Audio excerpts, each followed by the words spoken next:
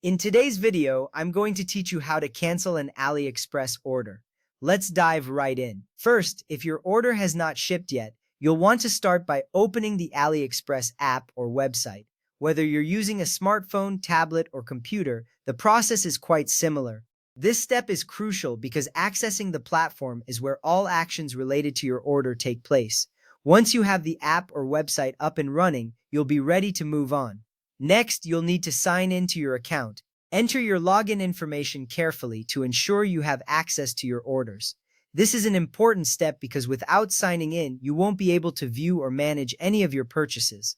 Take a moment to make sure your details are correct. From there, go to the account section. This area is your personal hub on AliExpress, where you can manage orders, check messages, and more. Once inside your account, you'll find everything you need to manage your shopping experience.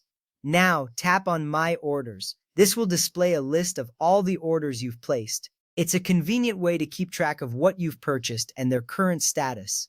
Finding your order history here is key to managing any changes you want to make. Select the specific order you want to cancel. Look through your list carefully. Make sure you choose the correct one, as you don't want to accidentally change the wrong order. This step matters because selecting the wrong order could lead to unnecessary complications. Once you've selected your order, click on Details or a similar option. This action will take you to a page with more in-depth information about the order. Here, you can view important details like shipping status, item specifics, and more. With this information, you can make informed decisions about what to do next. After accessing the order details, tap on Cancel Order or Request Order Cancellation. This is the heart of the process. By tapping this option, you initiate the cancellation process.